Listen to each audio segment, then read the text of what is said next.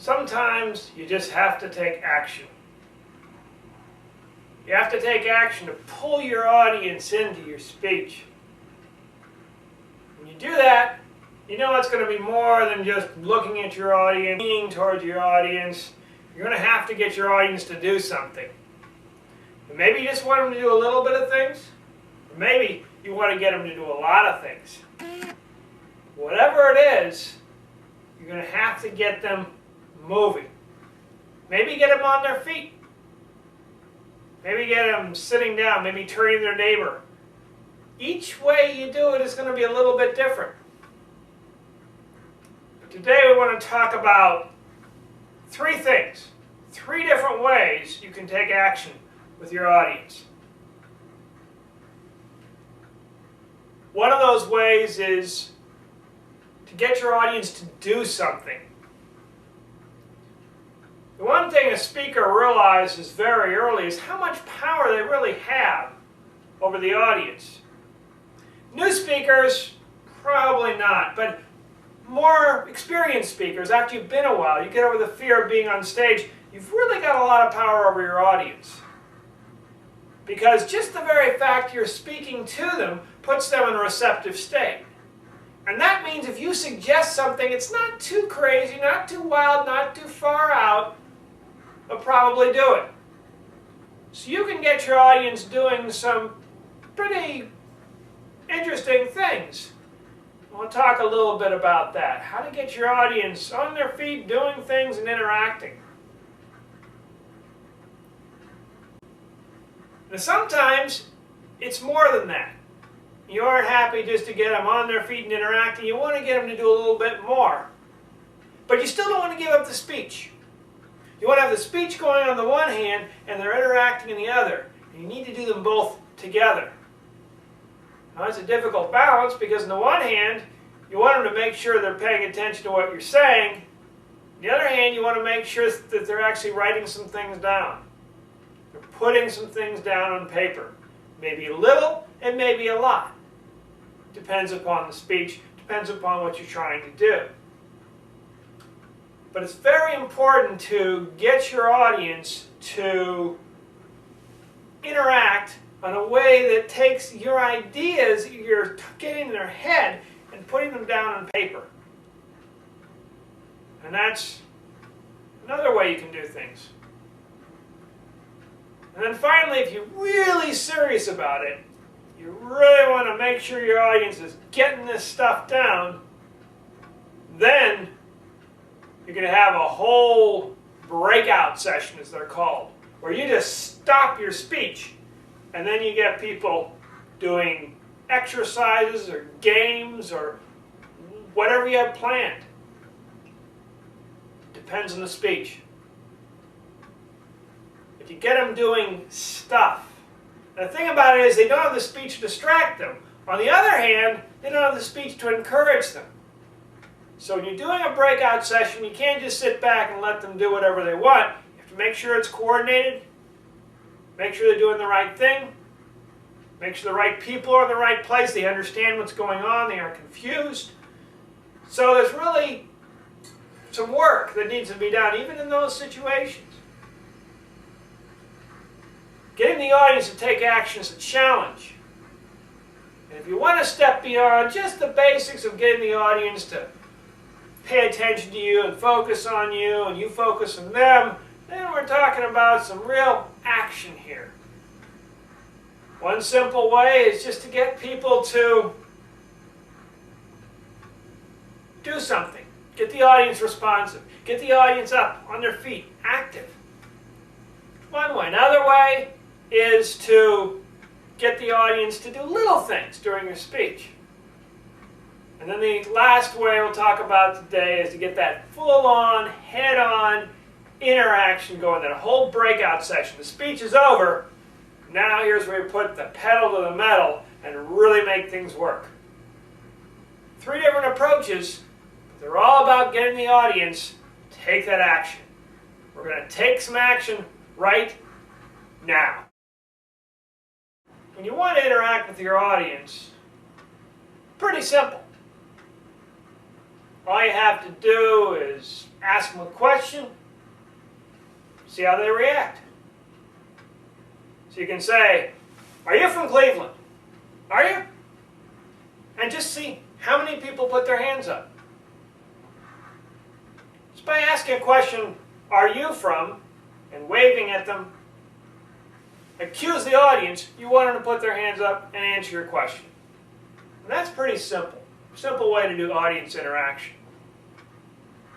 But if you wanted to do something a little more complex, say you want the audience to stand up and turn to the person on their right and put their finger on their nose and do a bunch of other stuff, it takes a little bit more work. For one thing, you don't want to start with that. You can't just start and say, "Okay, everybody, stand up, turn to your right, put your finger in your nose," because it's not going to work. People will get involved in things if it's safe and if it's easy. If it starts being too complex, they don't want anything to do with it. And if it gets to be difficult, they don't want anything to do with it. So you want to make it simple. You want to make it very simple, but you also want to make sure that they trust you. So you may lead with, "Are you from Cleveland?" That's fine. That can get them started to interact. But don't do the whole interaction thing there. You want your audience to take an action. Don't say, "Okay, stand up, turn to the right, touch your nose, say hi, say bye, go to Cleveland, come back." Because it just confuses people. You start out with saying all that stuff and their reaction is going to be, "What?" Their action is going to be, "What the heck do you want me to do?" Forget it. Not a chance. So you got to get them to buy in. They've got to trust you, and they've got to understand you. If they trust you, that's great.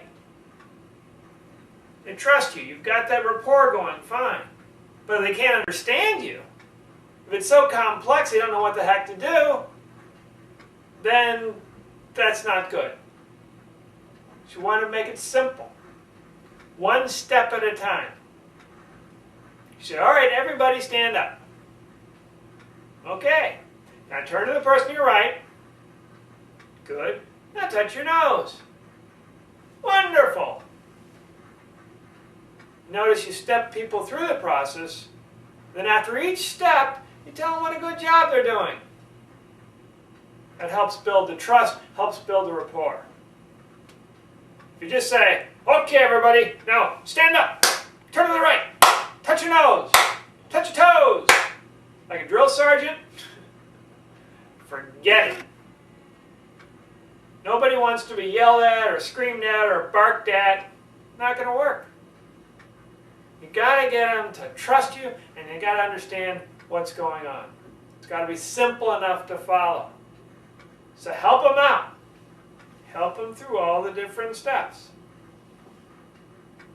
Take it slowly so they can actually do it. Unless, of course, you want them to mess up. That's a possibility too. You want to confuse them and show them that they're confused. Some situations, maybe you want to do that. Usually you just want them to do what you're asking them to do. To make that happen, you have to be clear. And to help generate that trust, you can tell them, "Here's the upside. You're going to get something out of this. Follow these simple steps I'm talking about, and you're going to learn something really important." Make it clear what the benefit is for them. No audience has to do what you ask. But they will if they trust you and they understand what you're talking about. Those two things are very, very important. So you want your audience to take an action, get the trust, make it clear. The second way to take action is to do your speech. At the same time, you're getting the audience to do something else. So there are two things going on. One, your speech is going on.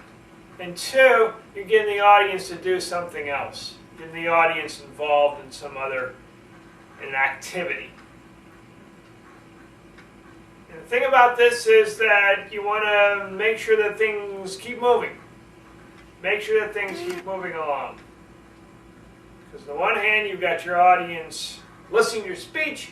On the other hand, you have your audience doing this activity. And this is getting two things going at the same time. So it will be a little bit of a juggling act. On the one hand, you want to make sure the speech still flows. Just because you have an activity going on or something like that going on, the activity is not the main point here. Activity is not the big deal. The big deal is the speech. The major reason you might want to do this is if you're afraid the audience might not be paying attention. Use the activity to hook the audience in and focus in on your speech. Focus in your words. Focus in on what you're saying. So you might want to do this as have a speech and an activity at a time when you're concerned the audience attention might be wandering, or you want to make sure the audience definitely gets something out of it. Because this way, as you do your speech, the audience can start doing something else that ties into your speech. So you do the speech, and the activity ties back into the speech. And one way to do this is you do your speech, and the audience has to listen to your speech in order to do the activity. A common one is fill in the blank. So you're doing your speech, and the audience has kind of a checklist to go through and say, okay, let's fill in the blank and find the missing words. And they have to listen to your speech to find those missing words. The great thing about this is it ties your activity directly into your speech. The activity becomes part of your speech. The audience can't do the activity without really listening to your speech, and they have to listen to the whole speech. This isn't some activity they can just do on their own. They have to listen to the speech if they're going to be able to get it, because your speech contains important clues about what's going on. So you might have an activity which says, the most important thing in speaking is, and let's say you say it's audience involvement. So you go through your speech, say the most important thing in speaking is audience involvement. The audience going through the activity sees the most important speaking is blank. The most important thing in speaking is blank. And then to fill in the blank, which is audience involvement. In the same sort of way. So if you go through your speech, the audience fills in that activity. That's one way to get the audience to do your speech and the activity at the same time. Another way is to give the audience a choice.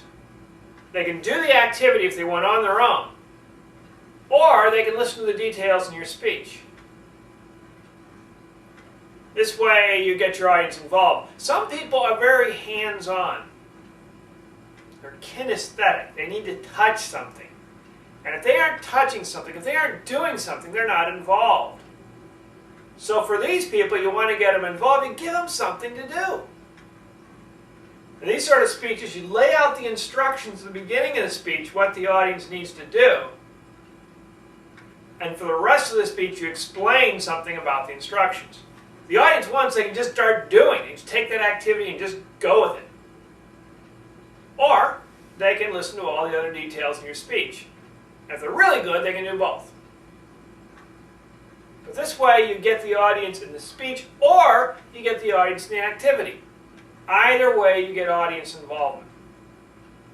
Now, if you get to do it this way, there's no guarantee that the audience is going to listen to every word of your speech. But they will be involved in what you're saying. Because as they start doing the activity, they'll start listening to the parts of your speech that have to do with the activity and say, oh, okay, I better pay attention to that. Different ways to take action from the audience. And one way to do it is to make sure you have your speech and your activity going on at the same time. And the final way to take action is if you have the speech, the workshop, separate, completely separated. You give the speech, then you stop, and you do a workshop. When you do it like this, quite often they're called breakout sessions. What this means is that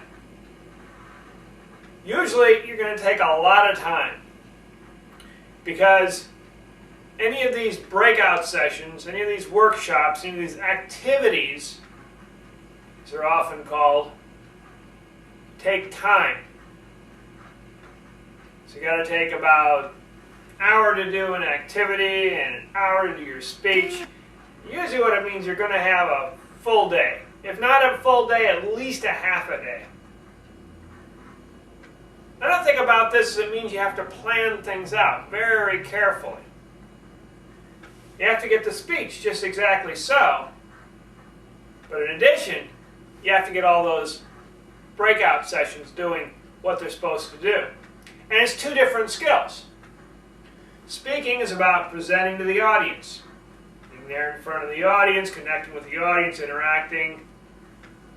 Getting the breakout sessions to work is a different skill.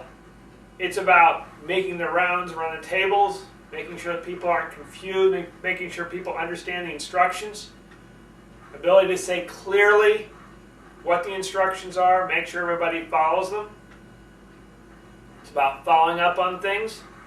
It's about seeing when people have done enough of the session, enough of the breakout thing, they're starting to get the point, see if anybody's getting bored or off subject. It's a huge, huge job. Just as presenting is a huge, huge job. So basically you take on two huge jobs. Doing the speech is not going to help you with the breakout session. Doing the breakout session is not going to help you with the speech. However, there should be some relationship between the speech and what you're talking about in the breakout session. Ideally, the speech steps you through what you're talking about, and it lays out details of what you want to get across, what you want to communicate.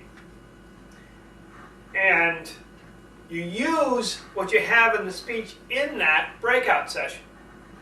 So the breakout session becomes a way to expand, to develop upon the points brought up in the speech. And that means you want to make sure that your speeches have a clear point. People understand that point. You also want to make sure your speech is something that can be done in a breakout session. During your speech, you're going to need to. So when you do your speech, that there's time to practice on. If the things in your speech require somebody to take, get years of experience, your whole point as a speech is you need to develop years of experience, you can't do that in a breakout session. You can't say to everybody, okay, now get years of experience, and then, not going to work. It means your speech should have clear steps to follow. Here are the steps you have to go through. And then you talk about each step, you explain each step. In the breakout session, you go through those steps. Here's the first step, the second step, third step, fourth step. What all this means is that some speeches won't work for breakout sessions. And it also means is that you can't figure out what to do in the breakout session until you've written the speech. So you have to write a speech so it's going to fit into a breakout session format. And that means you can't just write any speech you want. You have to always be thinking in the back of your mind, okay, is this something that happens stepwise? Is this something that I could easily demonstrate? Is this something people can practice right now? All those things have to be going on in the breakout session. So having a speech and a breakout session separate is the highest level of professional speaking. And it's the most complex. So if you take it on, make sure you're ready. One way is to just get the audience involved. Get them doing something. Get them taking some sort of action. And having that go on. So you could get them to stand up or sit down. Maybe turn to their neighbor. And you can do this as much as you want. Get them to do different little actions. Make sure the actions tie into the speech. But if you're doing a speech about how we don't know each other and we've got more and more distant, maybe you want to start the speech by saying, right now, turn to your neighbor, shake hands, say your name, and introduce yourself. That's one way to start out the speech. And then everybody will get to know each other, and then you can go on with the rest of the speech. But that gets an action happening right at the beginning. Another thing you can do is if you have something that activities or things you want to have done for the speech, but you don't want to give up the speech itself, or you aren't sure if everyone's going to do the activity, or if the activity is just a small part of the speech, then you can have the speech and the activity going on at the same time. And by activity, I mean something that would require an audience attention. So like filling out words, or filling out a form, or thinking of their 10 favorite things. These are activities. Now, sometimes people do them separately. We'll talk about that next. But this is where you do the activity at the same time as the speech. One simple reason you might want to do that is just to help people remember your speech. So you have a kind of fill-in-the-blank thing. So one thing you can do at speech to get the audience attention is blank.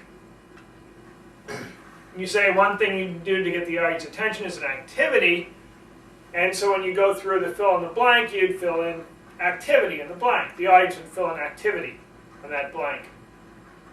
Now we have both of things going on. You've got the form they're filling out at the same time the speech is going on. And that can be effective. Now if you have a lot of time, and you really want to make sure these activities are done right, and you want everybody absolutely to do the activity, you can do the activity separate from the speech. So they're completely separate. You give the speech all the way through, and then and only then you give the activity. These activities sometimes are called breakout sessions. The important thing is that the activity has to tie back into the speech somehow. Somehow people have to understand doing the activity, they're reinforcing the messages in your speech. Your speech shouldn't just be, oh, here's how to do the activity, and now here's the activity we're going to do. That doesn't work. You could just have the activities all by themselves, but if they aren't tied into a speech, if they aren't tied into a presentation, people wonder why they're wasting their time, why they're doing this activity. Activity has to be relevant, has to be purposeful, and it has to be long enough they figure that it's a serious activity to do. It also has to be relevant. People figure it's a silly activity, they aren't going to do it. So you want to make sure that your speech emphasizes how important these different skills are, and that your activity reinforces those skills.